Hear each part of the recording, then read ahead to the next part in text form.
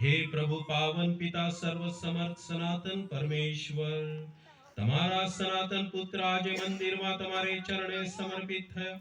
નેક વૃદ્ધ ભક્તની મુખે પવિત્ર આત્માએ એમને તમારી પ્રજાના ગૌરવને વેદ દેશ વિદેશના લોકોના પ્રકાશ તરીકે ઓળખાવ્યા.